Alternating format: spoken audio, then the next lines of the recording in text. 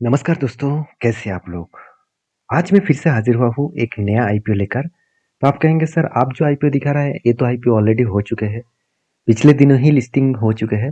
हाँ, मैं इस आईपीओ इसीलिए ओपन करके रखा हूँ क्योंकि इसके ऊपर मैंने जब वीडियो बना था, मैंने आपको बताया था कि इस कंपनी के ऊपर एक अच्छा खासा लिस्टिंग देखने को मिलेगा। करीबन-करीबन 25% से ऊपर लिस्टिंग दिखाने का चांसेस है। तो मेरा प्रेडिक्शन कितना सटीक था, वो मैं आपको सबसे पहले दिखाऊँगा। उसके बाद आज एक कंपनी के बारे में चर्चा करूँगा, जिसका भी आईपीओ एक बड़ा धमाका ले आ सकते हैं। उससे पहले देखिए दूध ट्रांसमिशन मतलब जो दूध ट्रांसमिशन जो कंपनी है, मतलब ट्रांसमिशन जो कंपनी है, उसका आईपीओ का लिस्टिंग हुआ पिछले दिन करीबन 30% के ऊपर। तो यहाँ पे क्लोजिंग प्राइस दिखा रहा है 36%। चलो वो अलग बात है। 30% के ऊपर लिस्टिंग गेन देखने को मिला। एक बढ़िया लिस्टिंग गेन देखने को मिला। मैंने जब एनालिसिस किया और मैं आपके साथ वीडियो भी शेयर किया था, जाकर चैनल में देख सकते हैं। तब मैंने आपको बताया था कि करीबन मुझे लगता है 25% के ऊपर लिस्टिंग गेन होने का चांसेस है। देखिए प्रिडिक्शन करना हर किसी का अलग अलग व्यू होता है। तो प्रिडिक्शन के हिसाब से ही लिस्टिंग गेन होगा, वो कहना गलत होगा। फिर भी मैं जितने सारे वीडियोस आपके साथ इतने दिनों से शेयर कर रहा हूँ, अगर आप पुराना सब्सक्राइबर है आपको पता है कि सारे के सारे पॉजिटिविटी भी देखने को मिला। तो आज मैं फिर से बात करूंगा एक नया आईपीओ के बारे में जिसका नाम है सनशाइन पिक्चर्स लिमिटेड, जो एक फिल्म प्रोडक्शन हाउस है, जो एक फिल्म इंडस्ट्रीज में काम करते हैं। आप खुद ही देख सकते हैं 2007 में बिजनेस स्टार्ट स्टार्ट किया। Sunshine pictures limited is a production company. तो ऑब्वियसली बिजनेस ऑर्गेनाइजेशन के हिसाब से मतलब देखा जाए तो क्रिएटिंग, डेवलपिंग, प्रोडक्शन, साथ ही साथ प्रोड्यूसिंग, मार्केटिंग एंड साथ ही साथ डिस्टर्बिंग फिल्म, साथ ही साथ TV serials and web series, ये सारे काम कंपनी कराते हैं। मतलब एक प्रोडक्शन हाउस है जहाँ पे जाकर लोग खुद के सिनेमास वगैरह, एडवर्टाइजमेंट वगैरह, TV show, serial, TV shows, इस तरीके से चीज़ों को बनाकर टीवी में, मोबाइल में हम लोग आजकल देखते हैं। तो एक प्रोडक्शन हाउस है, इसी के बारे में आज चर्चा करूंगा। क्या कंपनी सचमुच एक पॉजिटिविटी है फ्यूचर इस ग्रोथ के लिए? चलो वो भी देख लेते हैं। वीडियो को लास्ट तक देखना, इसका मत करना, क्योंकि मैं डिटेल्स में सारे पॉइंट्स आपके साथ शेयर करता हूँ। काम करे ना करे वो आपके हाथ में है, क्योंकि सीखना और चीज़ों के बारे में जानकारी लेना, ये सब कुछ आपको करना ही पड़ेगा। इसमें आपका नॉलेज बढ़ेगा और आपके नॉलेज के बेसिस में आप काम कर सकते हैं।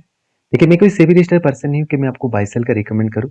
मेरा काम है आपको डिटेल्स में जानकारी देना, उस जानकारी को वेरीफाई करके काम करना आपको। तो देखिए ये जो कंपनी है वो बता रहा है कि जितने सारे फिल्म प्रोडक्शन किया है। देखिए फोर्स जैसे का मतलब जो सिनेमास है, कमांडो जैसे सिनेमा है, साथ ही साथ हॉलीडेज जैसे फोर्स टू, कमांडर टू, तो द केरला स्टोरी, बड़े से बड़े जो सिनेमा है वो इसी फिल्म जो हाउस है, इसी जो प्रोडक्शन हाउस है, इसी के माध्यम से किया गया है। बहुत सारे टीवी सीरियल जो शोज है इसी के माध्यम से हुआ है। साथ ही साथ जितने सारे यूट्यूब, इंस्टाग्राम, फेसबुक, ये सारे जो सोशल मीडिया का जो प्लेटफॉर्म है, ये भी इस कंपनी हैंडल करता है।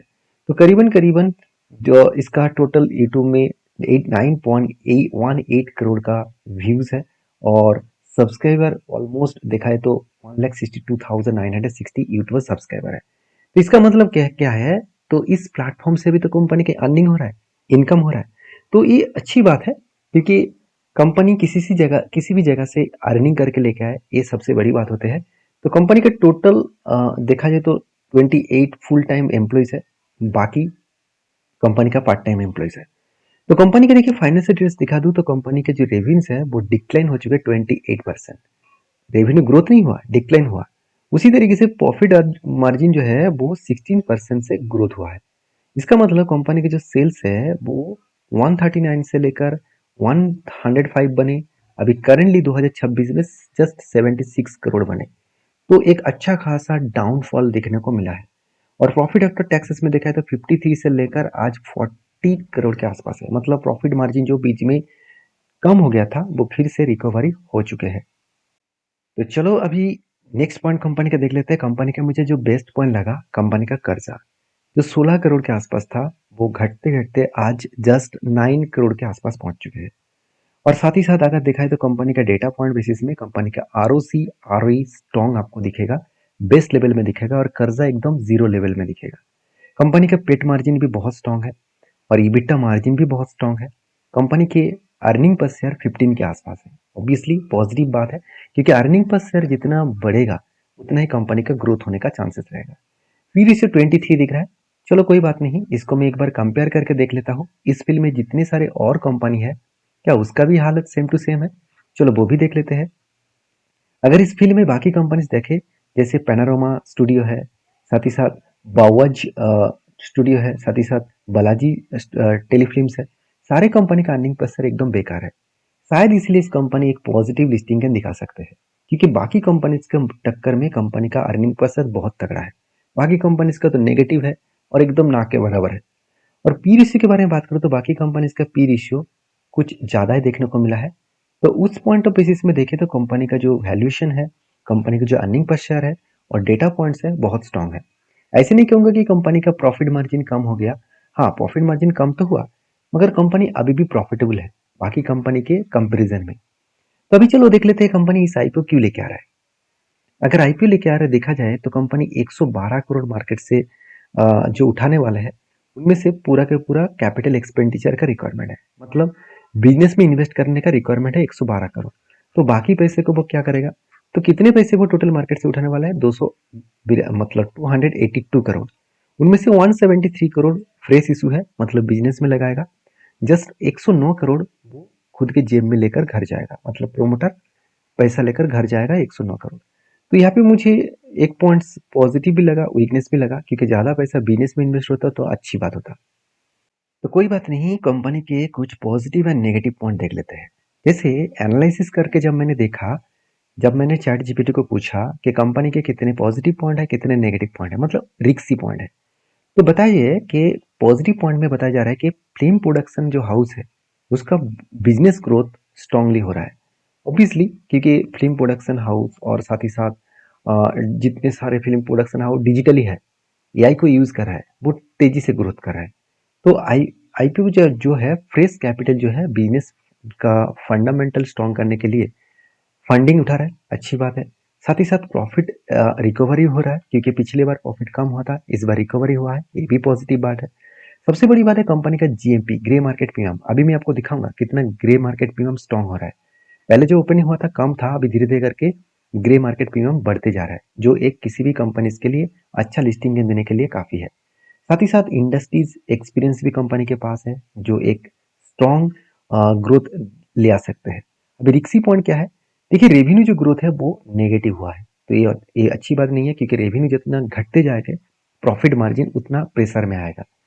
फिल्म बिजनेस इंडस्ट्रीज जो है अनप्रेडिक्टेबल, क्योंकि इस इंडस्ट्रीज अनप्रेडिक्टेबल इसलिए बताया जा रहा है क्योंकि दिन के दिन देखिए यूट्यूब आ गया और भी बहुत सारे प्लेटफॉर्म आ गया, जो बाकी मतलब फिल्म इंडस्ट्रीज को खत्म कर रहा है। एआई आ रहा है जो घर बैठे हर कोई सिनेमा बना सकते हैं।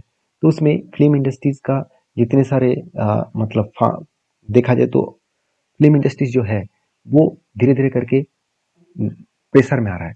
तो उसके साथ साथ यहाँ पे ये भी बता दीजिए, जो प्रोजेक्ट है, जो मतलब परफॉर्मेंस है फाइनेंशियली, उसका रिजल्ट दिन के दिन खराब होते जा रहा है। तो कंपनी के जो ओएफएस है वो ज़्यादा पैसा प्रोमोटर जेब में लेकर जा रहा है, तो ये भी एक वीकनेस पॉइंट है। तो कुछ पॉइंट पॉजिटिव, कुछ पॉइंट नेगेटिव है। बताया जा रहा है कि लिस्टिंग गेन के हिसाब से पॉजिटिव है, मगर लॉन्ग टर्म के हिसाब से कंपनी रिस्की है। तो मुझे भी लगता है कि लिस्टिंग गेन के हिसाब से पॉजिटिव कंपनी का डेटा देखने को मिला है।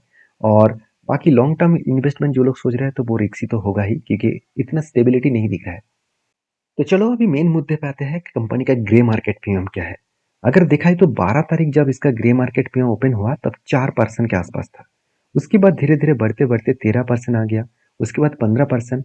और आज के दिन जब आईपीओ का ओपनिंग डेट है 18 तारीख से लेकर 18, 19 और 20, इस 3 दिन के अंदर अंदर आईपीओ ओपनिंग किया गया है। इस 3 दिन के अंदर आपको आईपीओ में अप्लाई करना है, अगर अप्लाई करना चाहते हैं। लेकिन मैं ये नहीं कहूँगा कि आप अप्लाई करें, आप एक बार डिटेल्स को वेरीफाई करें।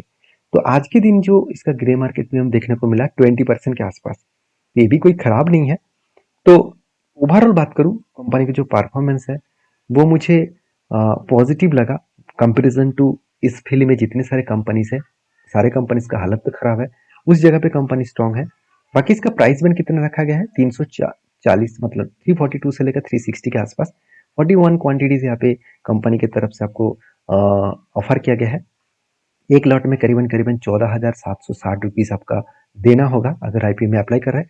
आईपीओ का डेट है 18 तारीख से लेकर 20 तारीख। आपको पता चल जाएगा 21 तारीख, अगर आपका लगा होगा आईपीओ। अगर नहीं लगा तो रिफंड किया जाएगा 24 ऑफ अगस्त। और ऑब्वियसली आपका आईपीओ लिस्टिंग एंड देखने को मिलेगा 25 अगस्त। तो ये था पूरा डिटेल्स। अगर वीडियो अच्छा लगे तो लाइक करना। हाँ, लास्ट में मैं जो बताने वाला था, मुझे इस कंपनी पॉजिटिव लगा, आपको कैसा लगा जरूर कमेंट्स करना। तो हाँ, एक बार काम करने से पहले रिस्क को एनालिसिस करना, खुद के रिसर्च के बेसिस में काम करना। तो मिलते हैं नेक्स्ट वीडियो लेकर, तब तक के लिए धन्यवाद।